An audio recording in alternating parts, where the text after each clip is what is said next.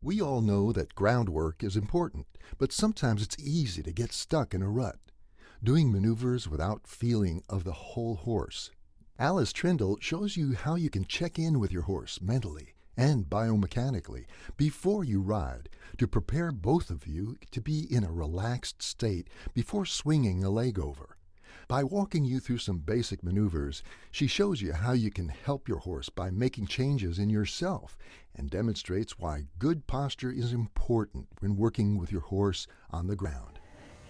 Well, hello and welcome to Eastern Oregon. My name is Alice Trindle, and helping me out today is Tilly, my appendix quarter horse. What we'd like to present to you are a series of suppling and relaxing exercises that we introduce here on the ground and then take right up into the saddle.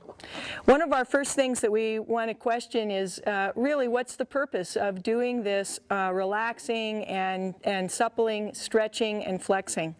Well, in a nutshell, it is establishing two very basic components of our relationship. The first component is about checking in to see how we are we're actually moving biomechanically. Is there something that's hurting today? Is there a particular aspect of a movement that is difficult because we have not spent some of that time doing some suppling and stretching? The other major component is really about the relaxation, because it's getting in touch with that attitude so that we are seeking a place where we're in balance together in a relaxed state. I think so oftentimes folks kind of think about that when I'm relaxed, I don't have good posture. That's quite a long ways from the truth when we're working with our horses. Certainly, there is a component of what we will be presenting that is very relaxed in the muscle chains, whether it be over the top or on the abdominal muscle chains. But as we begin to ask for some other kinds of movements, and other kinds of balances, we need to think about having a strong and positive core area that is not tense in the from the standpoint of a negative brace, but it is in a very powerful suggestion the muscles are engaged. Our being able to carry that forward in a relaxed state of mind, in a relaxed attitude, is really the pinnacle of our achievement in this relationship in developing this art form called horsemanship. So let's get started with a couple of movements here. Again, as a basis, thinking about if I can relax my horse, if I can supple and flex them, I will ultimately be moving also towards being able to strengthen them. All of these components go together to build for that light relationship in every aspect, not just from a physical standpoint, but also from a mental standpoint. The first thing that we're going to think about here is kind of a stretch over the top line chain of muscles. In order for that to stretch, there needs to be a relaxation of the core or abdominal muscles. Now, you could offer this in the halter. You could offer it, in fact, I would suggest that you offer it at your liberty work and ask the horse to be able to seek that position that is comfortable for them, where they're nice and relaxed and stretched over the top line. I'm going ahead and offering it in the bridle today because we're going to move right on to some self-carriage moves and the work in hand in this relaxing and suppling series here. So I've chosen to start here in the bridle. Again, you can use whatever you're riding in. The only thing that I would not really recommend are some of the mechanical hackamores in that they really don't transmit the kinds of relaxation that we're looking for. So let's talk about this series of stretch, flex, and strengthening maneuvers that we can do to warm our horse up, both from an attitude standpoint and checking in there, but also preparing them so they are set for that day's ride and even much longer, so that we would have them with us for the rest of their lives, to be healthy and being. I want to be able to ride Tilly until she's 28 and still have her enjoy every bit and second of that ride. A lot of that comes into this kind of conditioning. You know, I'm drawn just to hear a little bit about some of the costumes that that folks wear, and how we sometimes limit ourselves to these kinds of exercises when we're wearing sort of the cowboy, the buckaroo costume. These, no different than a true classically trained classical dressage horse, a classically trained vaquero horse, a classically trained Doma vaquero horse. All of these are animals that we want to develop relationships with and to have with us for a very, very long time. So I highly recommend, and looking sort of past some of the costumes, and suggest that you think about what you would like in your daily routine. A nice stretch, a good bit of yoga and Pilates, and an opportunity to be able to just kind of touch base and check in attitude-wise would be really nice in most of our human relationships too. So let's get started. As with all of our work, we want to begin with that nice horseman's protocol. Take a deep breath. Make sure you're here and in this moment, in this time right now. See a clear picture of what it is that you'd like to achieve with the horse, and maybe through your mind kind of go through why. What are the objectives? Why do I want to strengthen and flex and supple and relax my horse?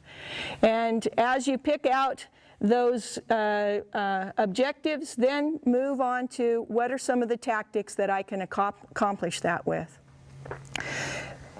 Pretty clear what we're working on here today, starting with a relaxation and a stretch over a top line. I'm going to start with a little move that I kind of call the bolero. The feeling is as if Tilly were the bull. My hand is acting as a cape. There's no connection between the cape and the bull, but the bull is stretching downward towards that cape and moving towards it. Just take out maybe the aggressive attitude from that picture. So we'll start here.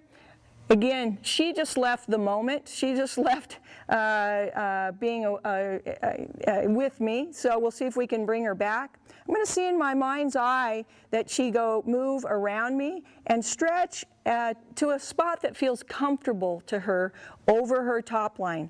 I'm offering her a bit of a deal down here. Here's my cape, or here's the carrot, and your horse may stretch down a long ways. Your horse may only stretch a little bit.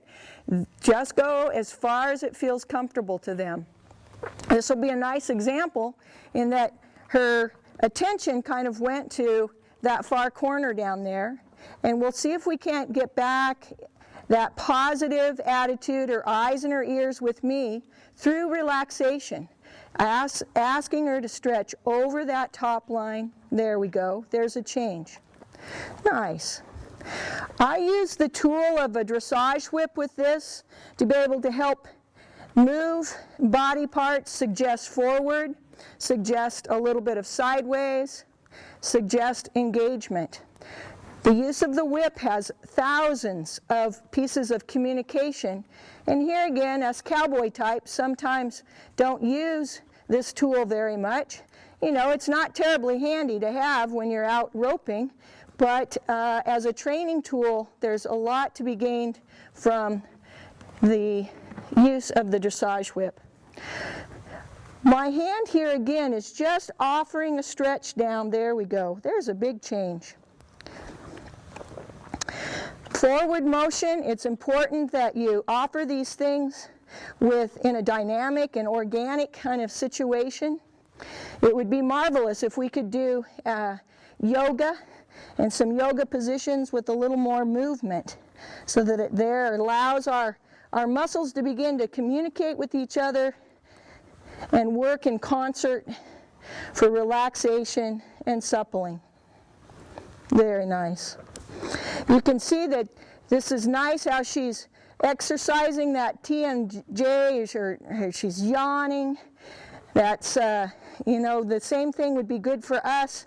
Maybe do some nice yawns and wake up our jaw, relax all up through the jaw, up into C1 and C2 of the neck, and just flexing, just relaxing. Now I'm going to see if maybe we could do this on a little smaller circle and ask for a little lengthening, not just through her top line, but along her side. Mr. Mark Russell calls it length bend. So now I'm going to ask for a little displacement of the hindquarters and a little more bend through her neck, a little more stretch. And I'm looking for those ears to stay quite level with the ground, as if she had an arrow through her ears, and those were perpendicular to the ground. Just offering a nice stretch down and through the neck. Very nice. Excellent.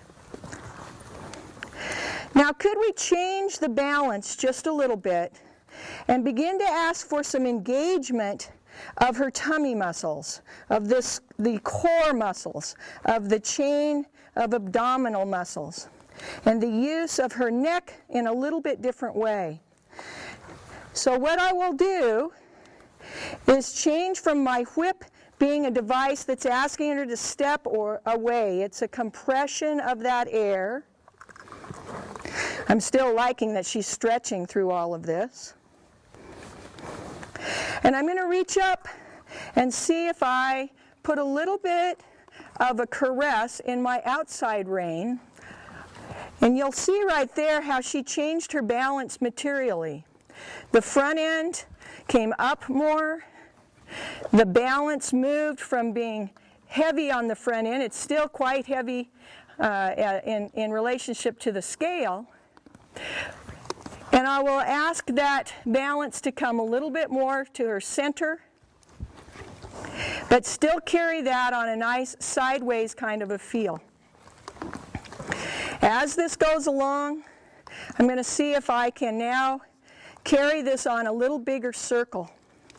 And oftentimes, I will see this kind of as a stop sign sort of pattern on the ground, where when I come to the point of the stop sign, I put just a little squeeze, a little down pressure, a little half halt in that outside rein. It's the same rein that I have in my hand with the dressage whip. Now, could I change the bend and ask her to step into that as she still crosses the hindquarters in the same manner? Left over right, left over right, left over right, left over right, left over right. Could I take a deep breath, change the bend back here to the left, releasing a bit on the outside rein, and carry that on a shoulder in on a stop sign pattern, or sideways. The movement still goes the same, left to right, left to right, left to right. Good. We'll relax. Now notice the difference in how much she is stretching down from when we started, because we did a little Pilates. We asked for her to engage that core area and move from just a stretch over the top line to engaging the core, shortening the back, and changing the balance from so heavy on the front to a little bit to the back. I wonder if I could just take this out sideways with no push to it, just painting a wall here in front. It's pretty nice. Could I go to the outside and change the bend here and ask for her to step around? Still keeping a nice forward motion to the whole thing. Change your bend. Nice, and out we go. And because of the level of development where Tilly is. I'm now going to take that working hand position where we have a little more self-carriage and ask her to carry that out to the wall. And at the wall, we'll ask her to change her balance even more a little bit to the hindquarters, dropping the hocks, and doing just a little bit of piaffe. Let's see if we can't do it right here.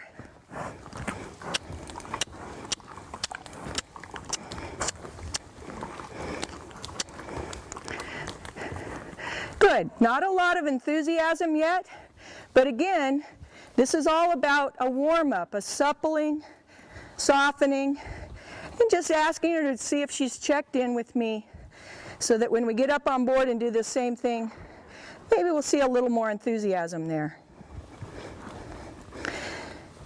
As with any exercise, we want to make sure we check it out on both sides. I'll ask for the hindquarters to step under, the front to step through. Deep breath. Start my whole protocol over again. My first picture is to see her stretching over that top line, giving her plenty of room to be able to find that spot. Long and low, long and low. Nice. Now we'll see if she could carry that out sideways. No push to it. Notice my balance is not pushing her over. It's asking her to seek balance. Same way that we will up in the saddle.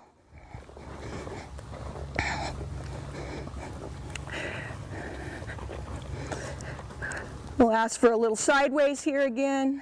A little more flex through the neck. Good. Excellent. Still keeping forward motion. Change the bend. With my body positioning, I may have to speed up here just a little bit. Notice my dressage whip is now a sword, and it helps to shape the outside arc of this circle. Good. We'll ride out. And a lot of this should look very familiar to your liberty work. I should be able to accomplish all of this with no strings attached, that she would be following my body positioning.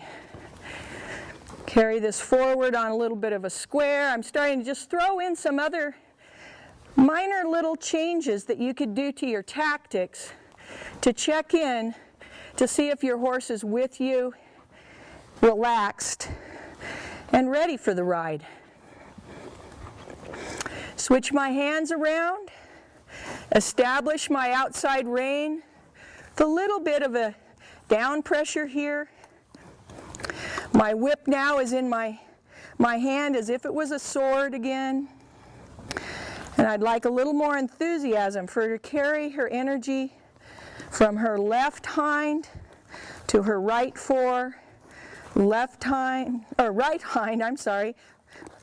Right hind, left fore, right hind, left fore. Good. Can she still continue to cross those hindquarters in movement in the same thing, but step into this bend? Preparing her for her canter pirouettes, but preparing it through biomechanics, through suppling, relaxing, flexing, which then strengthens. We'll carry this out a little bit sideways. To the wall, always thinking about forward. Forward was the answer to everything. And we'll go around since we have the car out there. Position myself where you be a little better. There we go. So we're going to carry this out. Right hind to left fore. When I reach the wall, I'll think about changing my shoulders to face her. Put a rhythm in my mind and ask her to come into a little bit of piaffe. Whoop. Nope, not a levad. There we go. Good. Let her out and let her stretch. Excellent. Again, notice how much more she's stretching now that we've done just a little bit of relaxing, a little bit of suppling, and a little bit of flexing. Okay.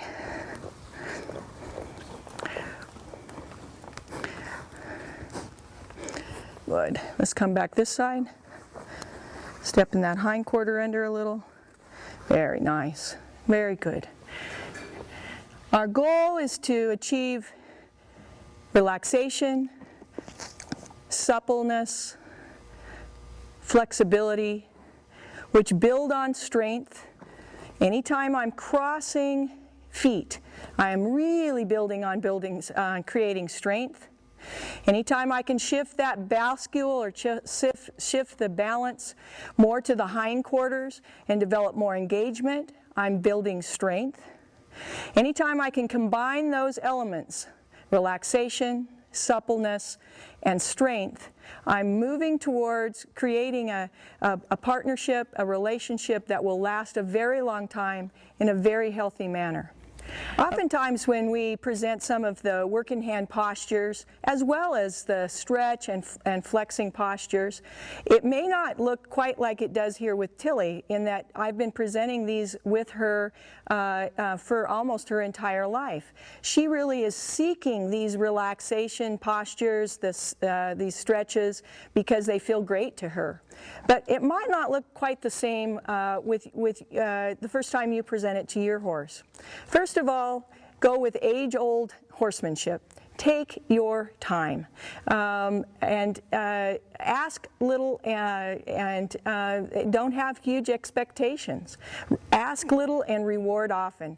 Very classical Boucher and Oliveira kind of statement. As you do that, still having a clear picture of what it is that you're looking for. I often find us starting in to play a certain piece of music and we don't even have an idea of how fast does it go, what are the rhythms, what is it supposed to sound like, at least in our mind.